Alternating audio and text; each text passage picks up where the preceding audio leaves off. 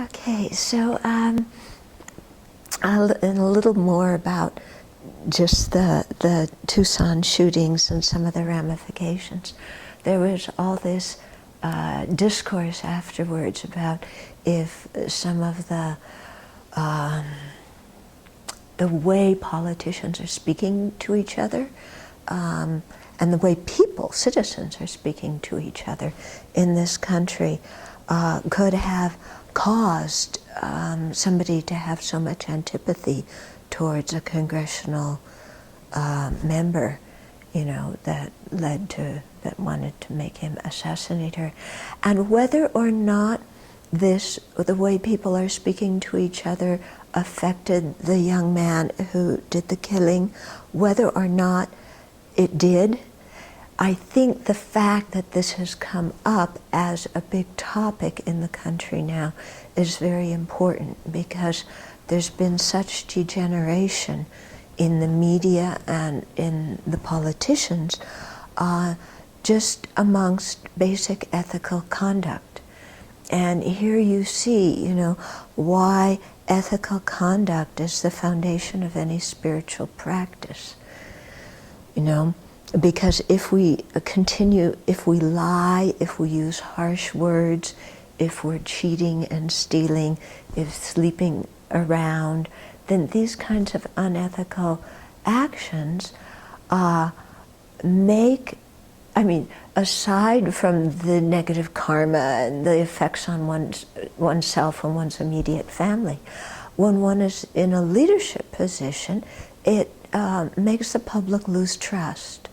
And I think that's one of the problems in our country right now, is that people don't trust the people in leadership positions. The rest of the populace basically thinks that either the political leaders and especially the business leaders are just out for themselves without caring for everybody else.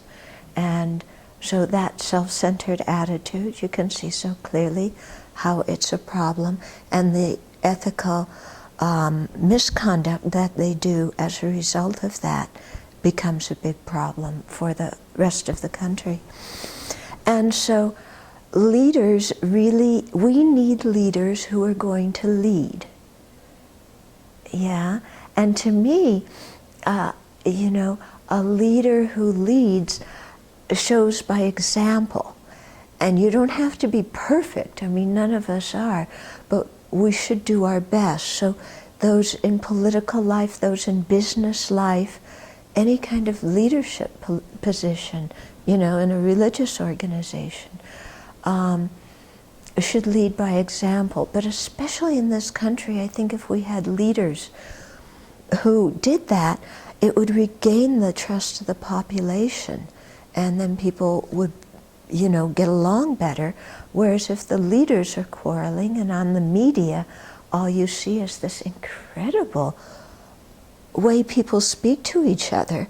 I wonder whether these people that you see and hear on the media, if they speak to their family the way they speak to the other people that they're having conversations with. I just watched one thing, with my dad, and this, and he's a Democrat, so it wasn't this Rush Limbaugh kind of thing. I can only imagine what that's like. I haven't heard that, but I can only imagine. But just watching what he's watching, just the way people talk to each other, the way I was brought up, we were not allowed to talk to other people that way.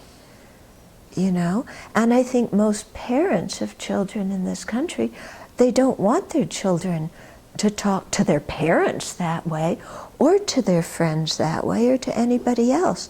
And yet on TV, on radio, that's considered good. And it's considered almost entertaining to this harsh speech and bad language and exaggeration and horrendous accusations is considered okay. But according to our basic ethical conduct that I think most people have, even people who don't have any religions, it's basically human conduct. We don't advocate that kind of thing.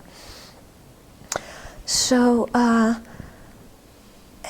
think we need to really think, in leadership positions, how to actually be a good example. And, when you see the politicians, how many of them now have to come out and in front of the whole country say they had an extramarital affair? And it's happening so much that it's almost considered normal and almost an okay thing to do, And yet the same people who are doing that are saying family values, and we need to hold together the family.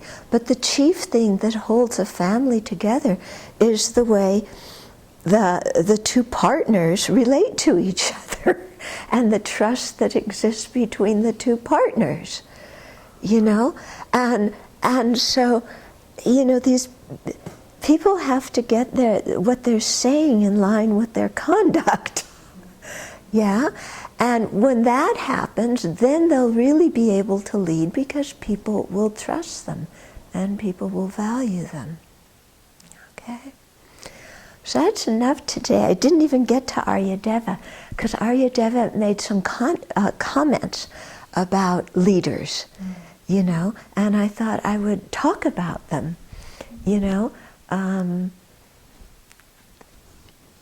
it's valuable what he said in the 2nd century.